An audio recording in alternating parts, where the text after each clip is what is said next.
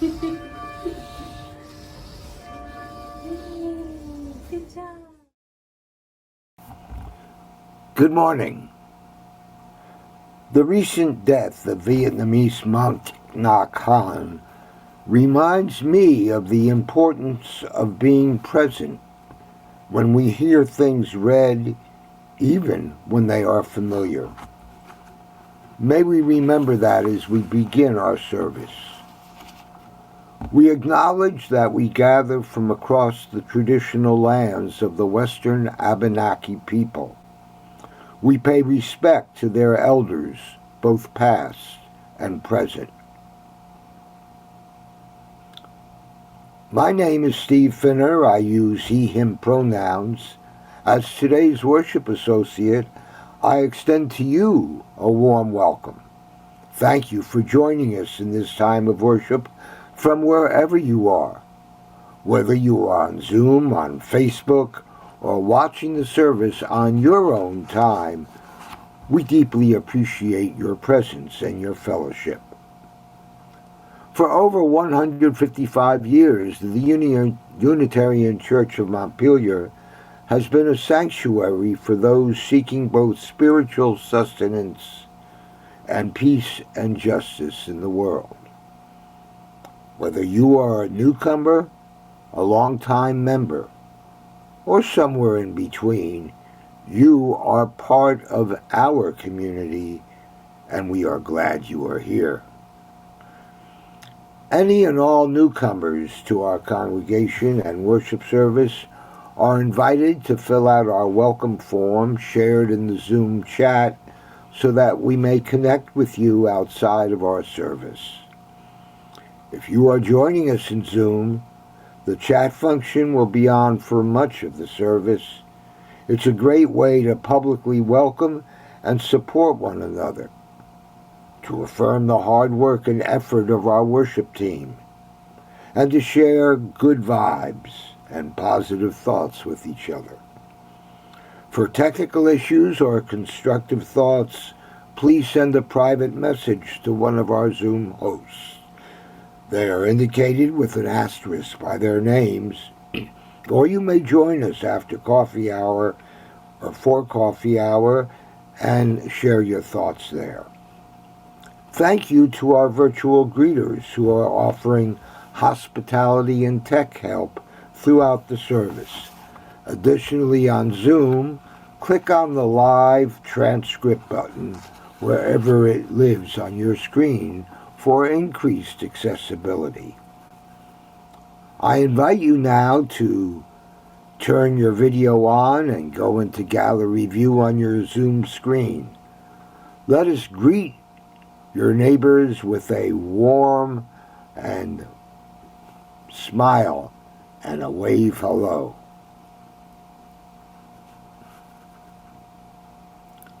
I have a few brief announcements about the life of our congregation.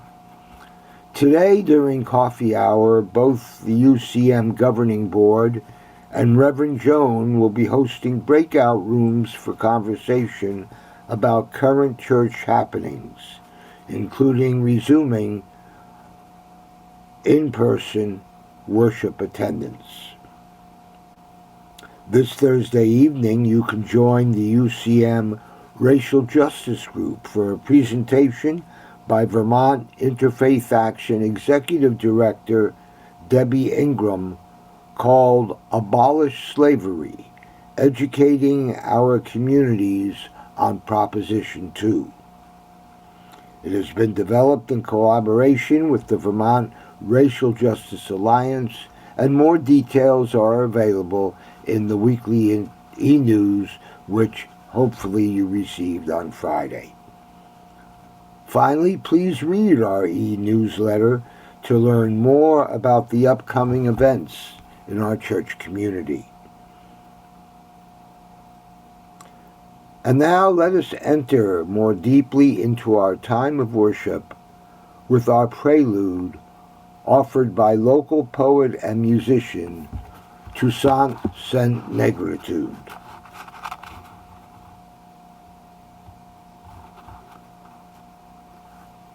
Here's the poem Bluesteria accompanied by the song, my own composition, East Celestial.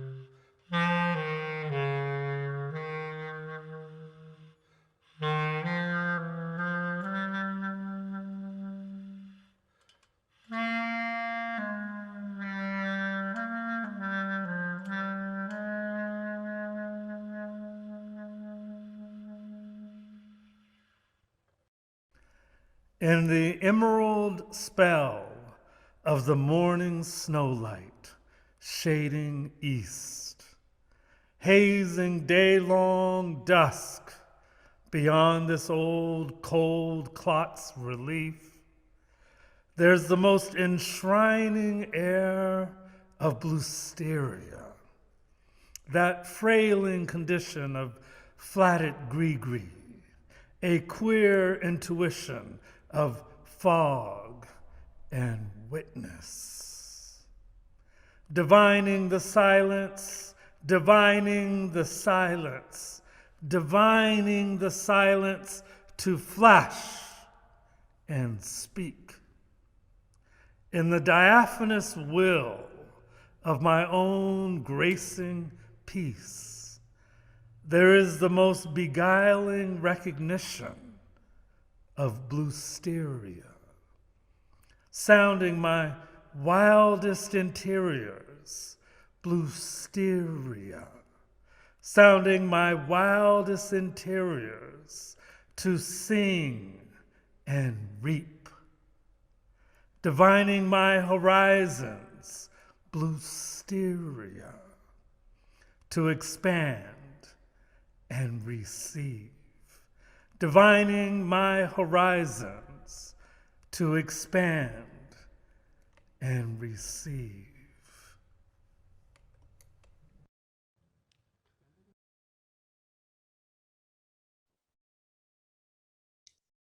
Thank you, Toussaint. Good morning. I am the Reverend Joan Javier-Duval, minister of the Unitarian Church of Montpelier. I use she, her pronouns. Let us open our hearts to receive in this hour of worship an insight, some comfort, a challenge, a pause. Let us open our hearts to give our presence, attention, witness, gratitude. Together, let us make sacred this shared time and this shared space with and for one another. And please join now in our opening hymn, When Our Heart is in a Holy Place. Please sing along with our UCM choir from wherever you are.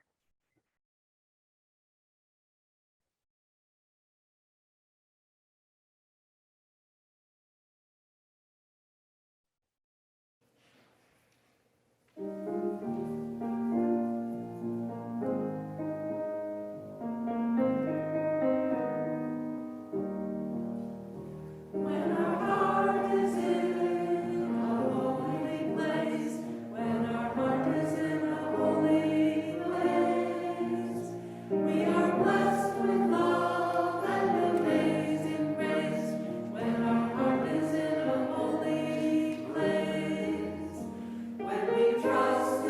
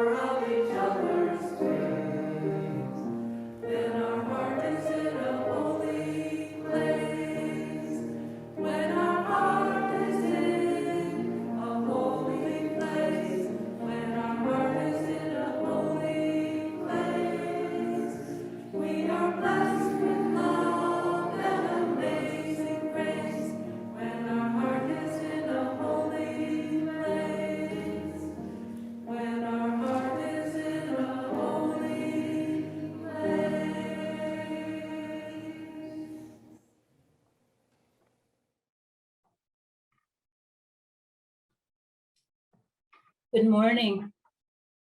My name is Pat Karstensen. I use she, her pronouns, and I'm on the Worship and Arts Committee. Let us now light the chalice, the symbol of our Unitarian Universalist faith. I invite you to light a chalice at home if you have one nearby. We light this flame, an enduring symbol of our collective commitment to lead with truth and compassion.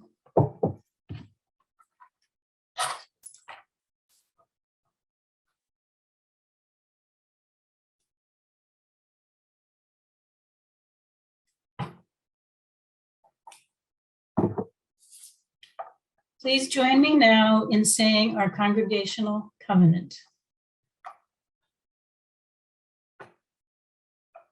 We covenant to speak honestly and listen deeply to each other and the voice within. Treat each other with compassion and honor our differences. Take responsibility for the impact our words, actions, and inactions have on each other. Support each other in times of need and of grief, and celebrate the joy and beauty in our lives. Honor the gifts of the past and be gentle with each other as we grow. Encourage each other in the brave work of creating a more beloved community and a healthy, sustainable world. And forgive each other and start again.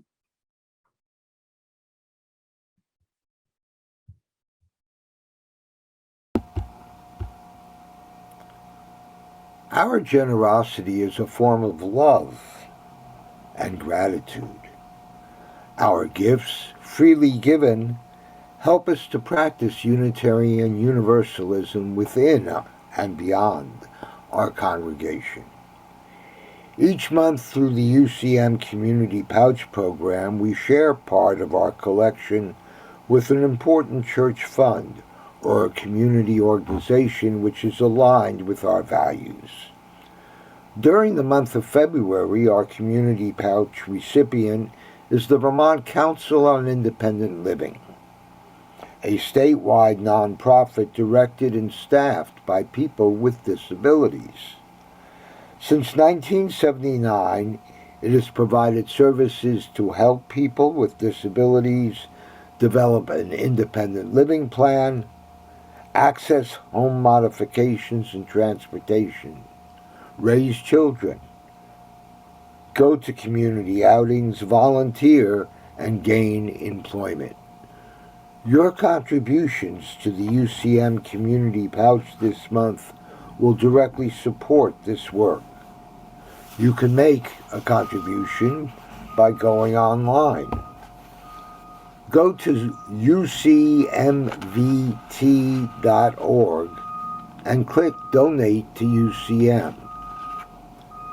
There are options to contribute to the general fund, which supports the general operating budget of the church, the community couch, or both. You can also mail a check to the church, or you can use our text to give option. Simply send a text message with the word give to 802-266-4848 and follow the instructions sent to you. We are so grateful to each and every one of you for your generosity in its many forms. While the offering is being given and gratefully received, please enjoy a musical offering.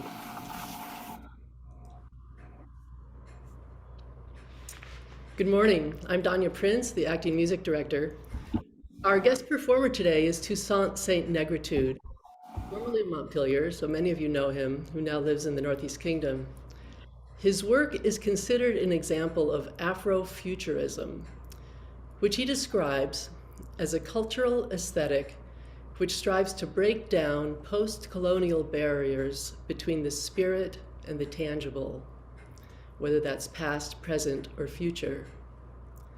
manifesting a future dimension that is fully inclusive of a thriving community of African descent, which is inherently inclusive of all communities of all the universe.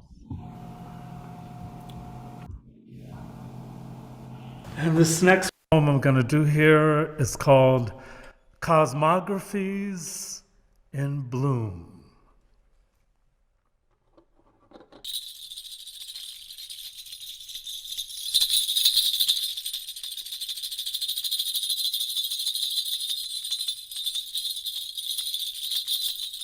Down a song flowing north, down a song flowing north, amid the boreal wilderness of innermost transformation, down a song flowing north, amid the boreal wilderness of innermost transformation, appears the realm of the soul rising mountains of the moon at dawn. Obliged by the gods, down a song of stars and coniferous splendor, greens the calling of reaches, higher, higher than our shadows can modernly conceive. Down a song flowing north, down a song flowing north, rises the dawn land of illuminations, welcoming the innermost of elevations, welcoming the innermost of elevations, to passages of expansions, to passages of expansions, to passages of expansions, duly received. Behold, such noble means of galactic introspection. Behold each peak surrounding each surrounding peak upon peak upon peak. Behold each bewitching reach. Behold this ascension of irrepressible peace. Behold, behold, behold your emancipation from all dominions otherwise. For here is where your unconquerable wilderness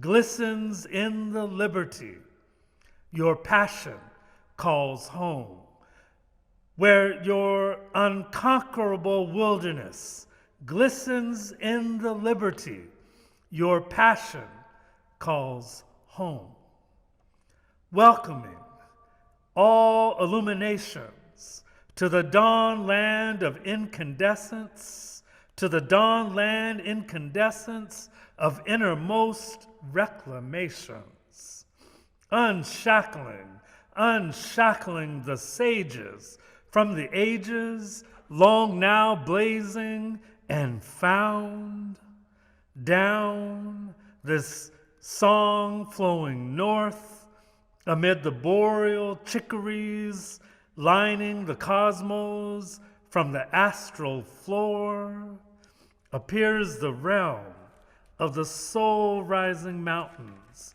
of the moon at dawn, obliged by the gods of blossoming cosmographies, obliged by the gods of blossoming cosmographies. Behold this land your passion calls home.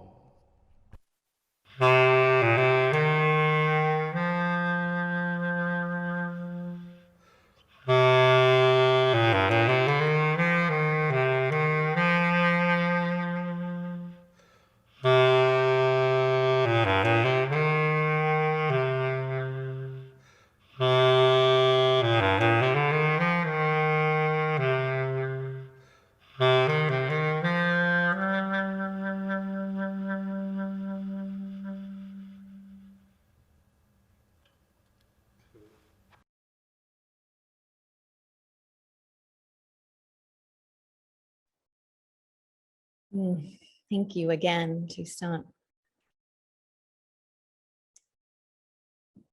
Let us move now into our time of meditation and prayer.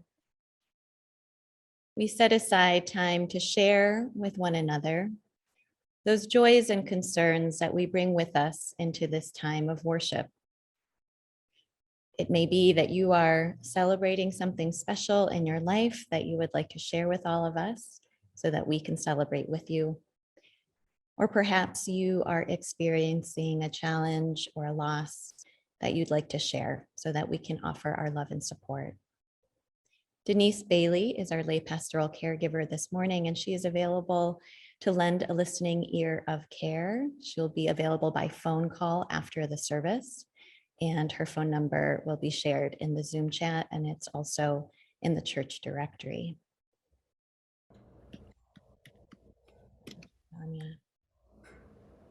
We also honor all of those joys and sorrows that are being held in the silence of our hearts this morning.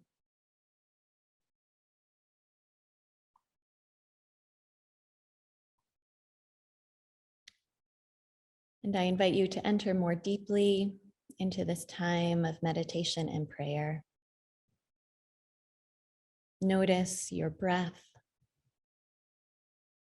that sacred breath of life that flows through you.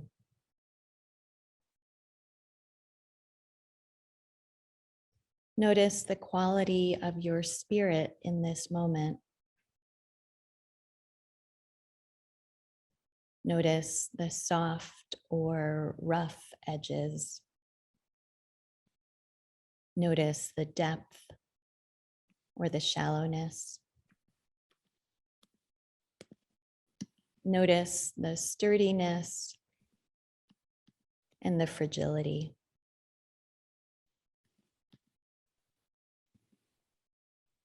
Allow a fuller, longer breath to permeate your being.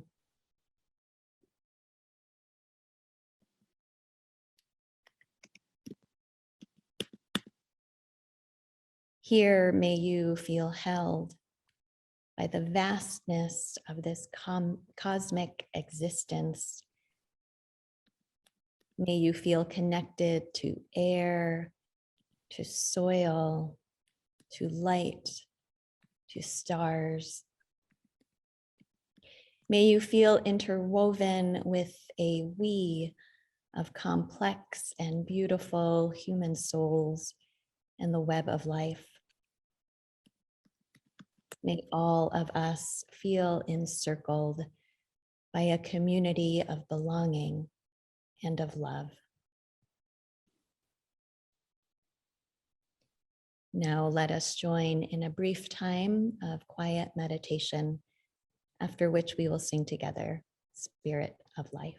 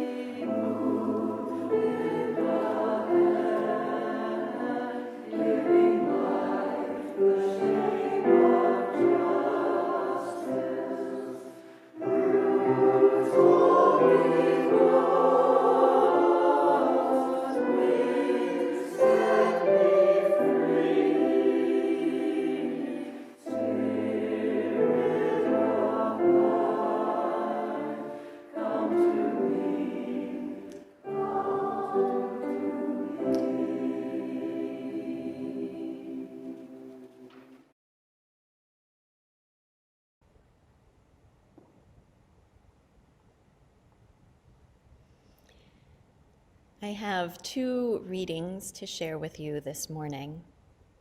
The first is from the Gospel of Matthew in the New Testament of the Christian Bible. This passage comes from Jesus' Sermon on the Mount.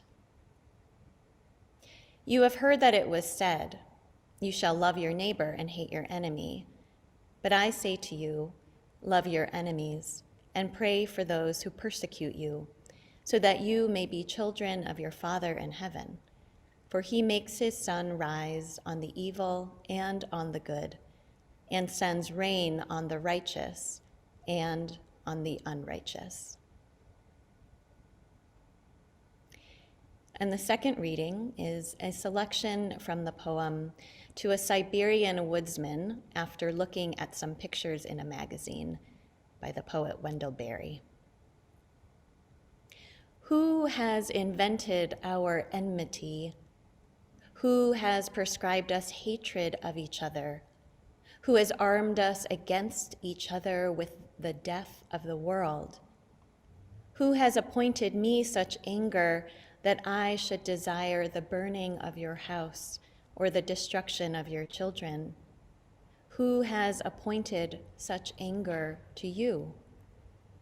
Who has set loose the thought that we should oppose each other with the ruin of forests and rivers and the silence of the birds?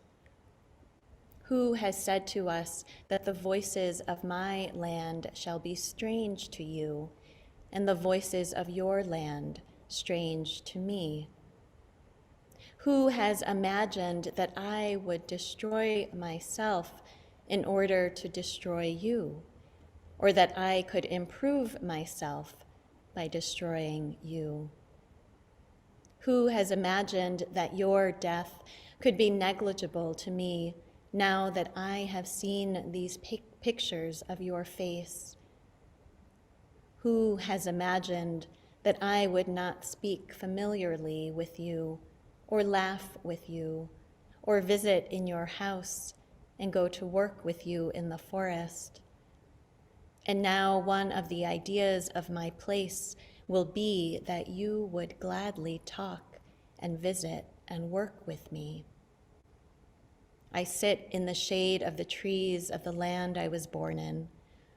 As they are native, I am native, and I hold to this place as carefully as they hold to it. I do not see the national flag flying from the staff of the sycamore, or any decree of the government written on the leaves of the walnut, nor has the elm bowed before any monuments or sworn the oath of allegiance. They have not declared to whom they stand in welcome.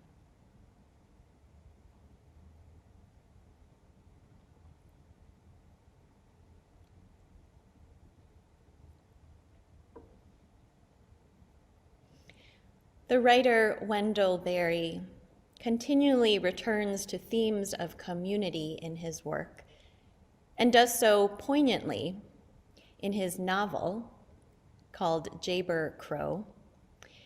Jayber is a barber who lives in the fictional town Port William, and he struggles to get along with Troy Chatham, a businessman who Jayber believes is destroying the land with his large-scale agricultural practices. Troy has also married Maddie, the woman Jayber has secretly loved for much of his life. It is the late 1960s, and the Vietnam War looms in the background, touching the people of Port William with the political division that the war has engendered. One evening in Jayber's barbershop, Troy begins to let loose his dislike of war protesters. And excuse my language here as I quote directly from the novel. "They ought to round up every one of them sons of bitches and put them right in front of the damned communists. And then whoever killed who, it would be all to the good." There was a little pause after that. Nobody wanted to try to top it. It was hard to do, but I quit cutting hair and looked at Troy. I said, "Love your enemies." Bless them that curse you. Do good to them that hate you. Troy jerked his head up and widened his eyes at me. Where did you get that crap? I said, Jesus Christ. And Troy said, oh. It would have been a great moment in the history of Christianity, except that I did not love Troy. Throughout the gospel accounts of the teaching and preaching of Jesus of Nazareth, he is known for saying some confounding and challenging things to his disciples. Love your enemies is at the top of the list. As this passage illustrates, these teachings may roll easily off the tongue, but boy, are they hard to practice. This particular teaching is part of Jesus's famous Sermon on the Mount, literally delivered atop a hill in northern Israel with a crowd of his followers and some curious onlookers gathered around. You have heard that it was said, love your neighbor and hate your enemy, Jesus preaches. But I tell you, love your enemies and pray for those who persecute you, that you may be children of your Father in heaven. He causes his sun to rise on the evil and the good, and sends rain on the righteous and the unrighteous. Jesus had been teaching his disciples what he believed it really means to be children of God, what God's law truly commands of them. To his followers, people who were outcasts and the underclass, the admonition to love their neighbors would have meant loving those who kept them poor, who mistreated them, who persecuted them simply for being of another social status. Yet Jesus says that the sun rises and the rains fall just the same on them both, those who believe they are in the right and those believed to be in the wrong. For centuries, Christians and others who have found wisdom in the words of Jesus have wrestled with this teaching, just as his listeners did during that time. Our enemies come in many forms. These may be those who have done physical or emotional harm to us. These may be those whose ideas oppose our own and with whom we battle, not physically, but ideologically. These may be those who in our day-to-day lives seem to keep us from getting what we want. Time and again, I have found myself running up against this simple and profoundly difficult teaching in confrontation with these outer enemies, the Troy Chathams of my own life. I listen to a news story about families being evicted from their apartments, and I rage at the injustice. Love your enemies. I scroll my media feed and read comments on my social media feed and read comments on a post by a local newspaper that strike me as rude and misinformed, and I fill with righteous anger. Love your enemies. My spouse does not take my well-meaning advice to separate out all the delicates before running the washing machine, and I vibrate with annoyance. Love your enemies. Okay, the last example was a bit tongue-in-cheek, but I think it illustrates something else about our so-called enemies. Enemy is not a permanent status. It is instead a temporary designation, as temporary at times as a moment of intense annoyance.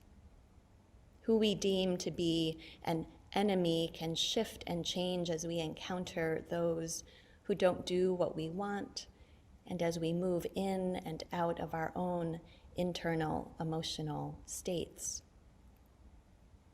The thing about having enemies is that what we are confronted with isn't just external to us.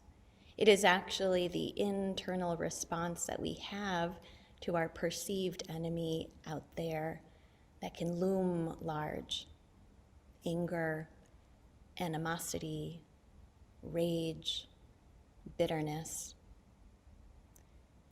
When these emotions become our predominant experience, they can take a hold of us in a way that we know doesn't serve our well-being and our spiritual wholeness. As Toni Morrison writes, hate does that, burns off everything but itself. So whatever your grievance is, your face looks just like your enemy's. Buddhist psychology calls these emotions the inner enemy because they too can harm us. And so these inner enemy emotions need tending. The Sikh activist and writer Valerie Kaur talks about how we process rage in her book, See No Stranger, a memoir and manifesto of revolutionary love. She talks specifically of the rage felt by those who have suffered harm and trauma from oppressive social systems and in intimate relationships. She also points out that rage that is acted out is often a mask for other emotions that someone has not been allowed to safely express. It's not that we ought to rid ourselves of these emotions or repress them, because that can end up also playing out in harmful ways. The solution, she says, is to have safe emotional spaces in which we process our rage and express the body's impulses without judgment or shame, and without harming ourselves or others. Once we are able to do that, we can move in the direction of listening to the stories of even our opponents and working towards the social transformation required to reimagine a world in which such systems of harm no longer exist. The Reverend Dr. Martin Luther King Jr. often came back to the gospel passage on loving your enemies in his preaching. In a sermon on the topic, he encouraged his listeners to love their enemies by looking for the good within those they call enemy. He encouraged them to recognize that all people have both good and evil within them. We humans have the capacity to do both good and to harm. Knowing that this is true, we extend love to an enemy by recognizing the goodness inherent in them. And again, this is easier said than done. The Buddhist teachers Sharon Salzberg and Robert Thurman also speak to this recognition of good in one's enemy as a means of transforming ourselves. Salzberg shares the story of receiving this teaching when she was practicing with Buddhist monks in Burma. When she was instructed to think of something good about someone she didn't like, she resisted. And then she called to mind someone whose behaviors she often found offensive and remembered a time when they had done something rather generous for a mutual friend. She says, as this memory of their goodness appeared, she resisted that as well. She didn't want to remember this because it made things more complicated. This person could no longer stay in the neat category, that box of enemy. Together, Salzberg and Thurman teach and write about the inner work of attending to and processing the emotions that arise in the face of an enemy: anger, resentment, jealousy. This inner work involves changing our perceptions. The practice of recognizing the good in those we call enemy is one way of changing our perceptions. We can also extend curiosity towards those with whom we are in opposition and sit with our own difficult emotions when they arise. With this inner work, we face the inner enemy and can then return to love, compassion, and connection in our relationships. Loving our enemies, outer and inner, is no easy task. Yet we know that our own hearts long to be free and to be full of love, not hate. Valerie Kaur writes, "The more I listen, the less I hate. The less I hate, the more I am free to choose actions that are controlled not by animosity, but by wisdom. Laboring to love my opponents is how I love myself. This is not the stuff of saintliness. This is our birthright." Let us live into this birthright, to love ourselves, to love those for whom our love comes easily, and to love those who show us that loving is hard. On January 15th, a man stormed into Congregation Beth Israel in Colleyville, Texas, taking 3 congregants and the rabbi hostage for several hours before they were able to engineer an escape, and FBI agents fatally wounded the hostage taker. In an interview just days following the attack, Rabbi Charlie Citron Walker said, "We can do a better job to remember that we're all created in God's image. Let us remember that we are all created in the image of the divine. We are all holy and sacred. May we know that no matter who invents our enmity or prescribes our hatred of each other, our love can flow in ever widening circles. May we take on this brave work. So may it be." Please join now in our closing hymn, "We Would Be One."